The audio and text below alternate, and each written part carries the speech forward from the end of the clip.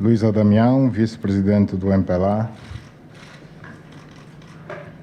camarada Álvaro da Boa Vida Neto, secretário-geral do MPLA, camaradas membros do Comitê Central, camaradas militantes e simpatizantes do MPLA, caros cidadãos angolanos, minhas senhoras, meus senhores. Após a realização do 6º Congresso Ordinário do Partido, onde fui eleito presidente do MPLA, presido pela primeira vez uma sessão de trabalhos do Comitê Central que não tem a responsabilidade de eleger apenas órgãos de direção deste glorioso partido, com enormes responsabilidades na condução dos destinos do país e inspirado na sabedoria e dinamismo dos seus fundadores, na consolidação da democracia e do desenvolvimento econômico e social do país. Permitam-me, por isso, saudar os militantes e estruturas de base do MPLA, da OMA e da JMPLA, aqui representados pelos camaradas membros do Comitê Central, aos amigos e simpatizantes do MPLA, a quem expresso as minhas saudações patrióticas. Estamos a escassos dias das celebrações do 10 de dezembro, que nos deve relembrar os objetivos pelos quais nossos pais lutaram, não se tendo deixado vergar pelas dificuldades, obstáculos e ameaças do seu tempo. O MPLA tem de continuar a ser o fiel depositário dos ideais de liberdade do povo angolano e, com os esforços abnegados dos seus militantes e de todos os angolanos, melhorarmos as condições de vida dos cidadãos através de um processo de distribuição da riqueza por via das políticas públicas e sociais, de uma gestão responsável e rigorosa dos recursos que o país dispõe e que a todos deve beneficiar. A força deste grandioso MPLA reside no facto de ser um partido que está em contínua renovação, adaptando-se sempre às condições das várias fases e etapas da luta do povo angolano, que nos mantém sempre firmes, unidos e coesos.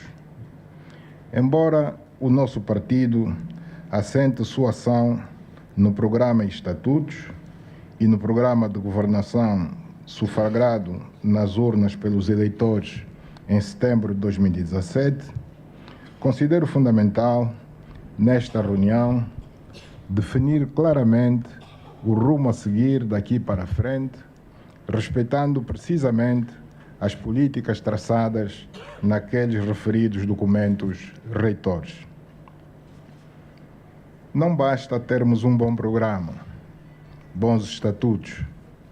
Importa que a nossa prática, a nossa atitude enquanto partido, esteja em conformidade, alinhada com o conteúdo dos documentos que aprovamos em Congresso ou a outro nível de direção. Que MPLA temos, que MPLA defendemos e pretendemos construir para o futuro.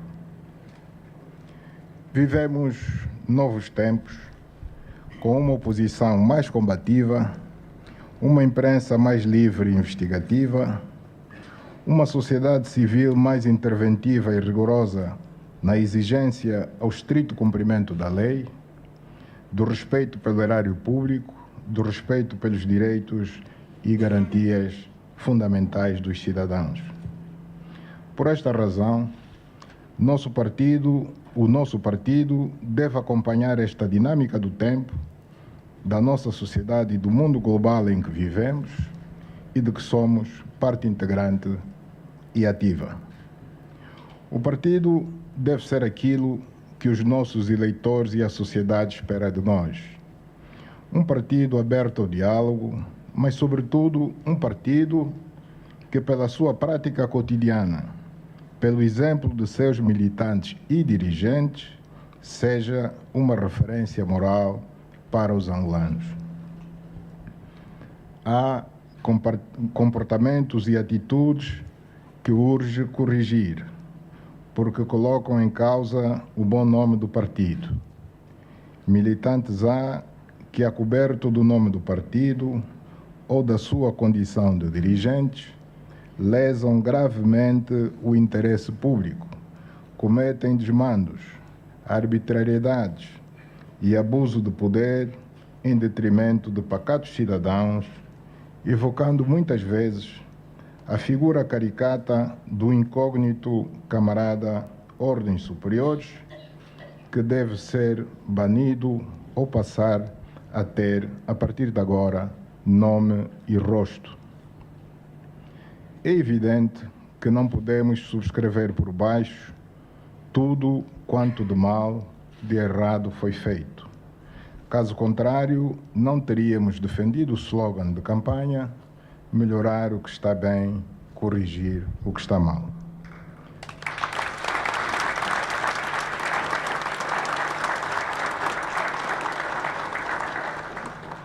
Nosso programa de governo 2017-2020, sufragado nas urnas, no que concerne ao combate ao crime econômico e à corrupção, diz na sua página 58 o seguinte: combater todas as formas de corrupção, por ser uma prática que fragiliza as instituições democráticas e mina a confiança dos cidadãos e dos investidores no aparelho do Estado. Aprofundar o quadro jurídico de responsabilização, tanto de natureza penal como de natureza civil e reintegrativa, e ainda tomar as medidas disciplinares necessárias de modo a desincentivar, perseguir e punir os atos de corrupção que lesem o Estado e os superiores interesses do país. Ao defendermos este programa de governo, no que é o combate à corrupção diz respeito, fizemo-lo não apenas para cativar o voto dos eleitores, mas sobretudo porque tínhamos consciência da necessidade de cumprir com este compromisso que se afigura vital para o nosso país. É o que estamos a fazer, mobilizando todas as instituições e a sociedade civil a se juntar à luta que é de todos. Caros camaradas, diz que o poder corrompe. Daí a necessidade de, nas democracias, para além dos tribunais, cuja missão é julgar e condenar, se for caso disso, para prevenir o crime, devem existir sistemas de freios, de controle, como são o papel fiscalizador do Parlamento, órgão eleito representando os interesses do povo, ou ainda a ação da sociedade civil, que, embora não eleita, representa também os interesses de estratos e franjas da nossa população. Considero importante que o nosso próprio partido, pelas responsabilidades que tem, pela necessidade de partirem de si os bons exemplos para a sociedade, deve desempenhar também este papel dissuador de freio aos eventuais apetites dos gestores dos recursos do Estado. O partido deve ser o primeiro a levantar sua voz sempre que surjam sinais preocupantes de constituição de um império econômico de uma família, uma pessoa, não importa quem, sobretudo quando são comprovadamente usados fundos públicos ou de empresas públicas em empreendimentos que depois aparecem registrados como sendo privados. Se empresas públicas forem passadas para o domínio privado, a favor de familiares nossos, sem que se tenha conhecimento de algum concurso público, o partido deve ser o primeiro a denunciar, contrariar e, se possível, impedir.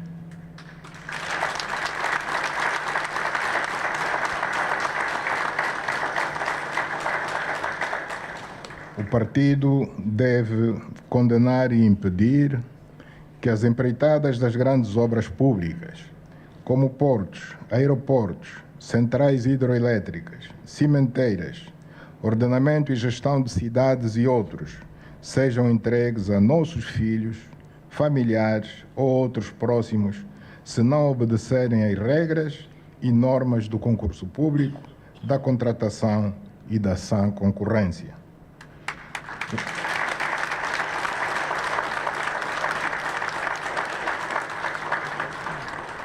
O partido não deve aceitar nunca o monopólio de um único grupo econômico na comercialização de um produto tão valioso como os diamantes, o que pode ter como consequência a fuga das multinacionais do setor, que, no entanto, investem em outros países, até mesmo nos nossos vizinhos. Se de forma pouco responsável se confiar a um jovem inexperiente a gestão de bilhões de dólares americanos do nosso país, o partido não pode ficar indiferente, tem de bater o pé perante tamanha afronta aos verdadeiros donos desses recursos, que são o povo angolano.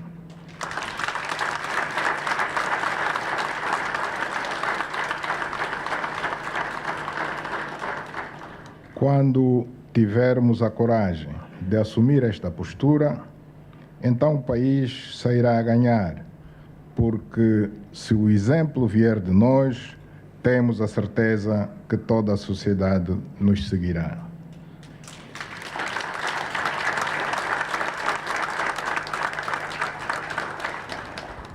Neste combate contra a corrupção, aqueles que vêm perdendo privilégios auto-adquiridos ao longo dos anos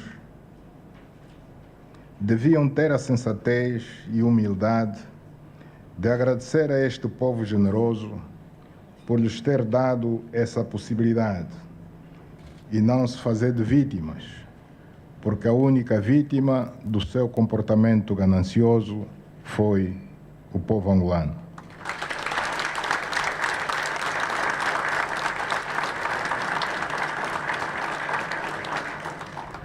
Este povo que permitiu que uns poucos privilegiados mergulhassem no pote do mel com insaciável apetite, não merece tamanha ingratidão com manifestações de quem se julga no direito de continuar a manter o estatuto indevidamente adquirido.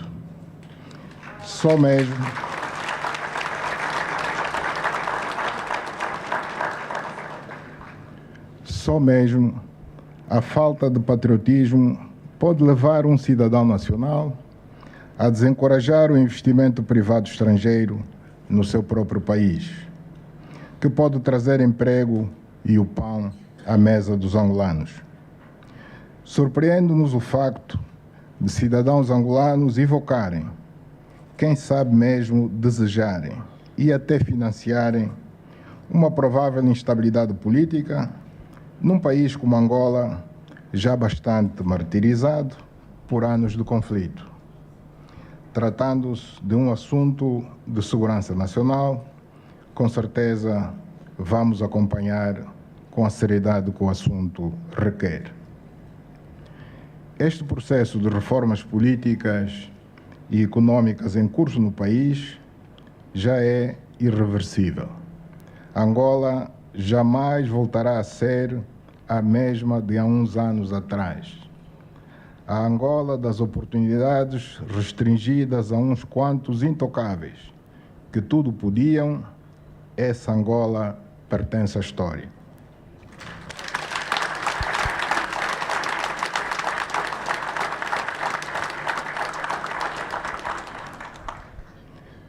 Caros camaradas, governantes, empresários, cooperativas, associações empresariais, organizações não governamentais, acadêmicos e investigadores, enfim, todo o país está mobilizado para enfrentar e vencer o grande desafio da diversificação da economia.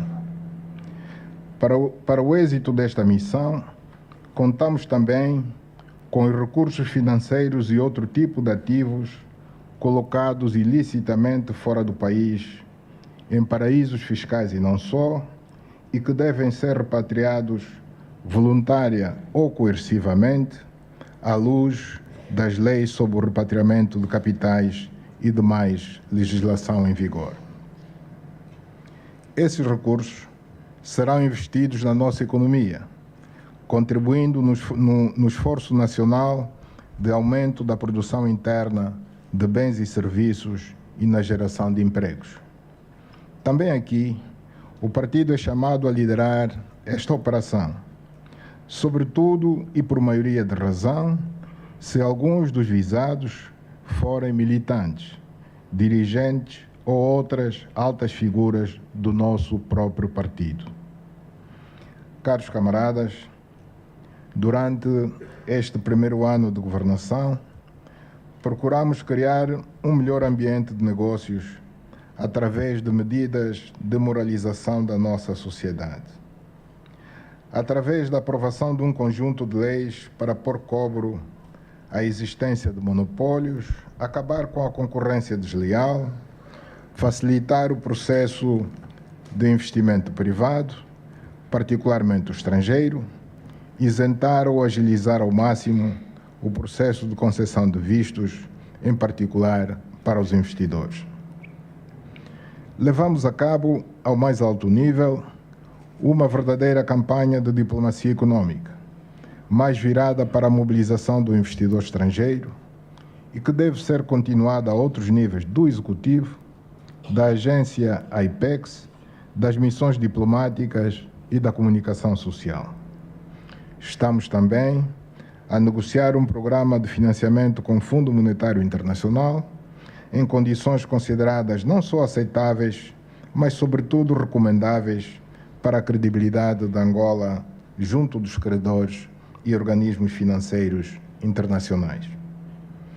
Todas estas ações visam preparar condições que hoje me parecem reunidas para, a partir de 2019, o país dar um salto no que diz respeito ao aumento da oferta de bens, serviços e geração de empregos. A tendência baixista do preço do barril do petróleo não nos deve desanimar. Antes, pelo contrário, devemos ter sempre presente que são as dificuldades que aguçam o engenho. E, com isso, aumentar nossa determinação em apostar na produção interna e consequente aumento das exportações e redução das importações. Caros camaradas, na nossa agenda temos em mãos a organização e realização das eleições autárquicas para os próximos anos. É um processo novo para todos nós e por isso mesmo temos a obrigação de procurar conhecer todo o processo autárquico, estudando-o, trocando experiências com aqueles países onde este tipo de poder está implantado há anos e funciona normalmente, e com vantagens para as populações que habitam os respectivos municípios. O pacote legislativo autárquico, depois de ter sido submetido à consulta popular, estará agora à disposição dos senhores deputados da Assembleia Nacional para análise, debate, votação e aprovação. A proposta do Executivo prevê para o arranque, como primeira experiência, a realização de eleições em alguns municípios de cada uma das províncias do país, em número a definir por entendimento entre as forças políticas no Parlamento. Contrariamente aos receios levantados com relação a um eventual estímulo às assimetrias regionais, este perigo não se coloca porquanto haverá eleições autárquicas em todas as províncias do país, simplesmente em alguns municípios de cada província, até que, num período não superior a 10 anos da realização das primeiras, se cubram os 164 municípios com o poder autárquico. O partido deve se preparar convenientemente para estas eleições autárquicas, planificando todas as ações a realizar, por forma a evitar improvisos e trabalho sob a pressão do tempo. Quando chegar o momento, o processo de seleção e de formação dos candidatos a presidentes de Câmara deve obedecer a critérios objetivos de competência, idoneidade, compromisso com o trabalho, aceitação junto dos cidadãos do município, entre outros. Caros camaradas, o quadro aqui traçado é o rumo que defini como sendo o ideal na atual conjuntura da política interna e internacional e que nos vai levar a um futuro promissor. O que estou a pedir ao Comitê Central, ao partido, é que o partido fiscalize as ações do presidente do partido, do presidente da República, do Executivo, para que eles, enquanto seres humanos, não caiam em certas tentações, algumas das quais citadas atrás.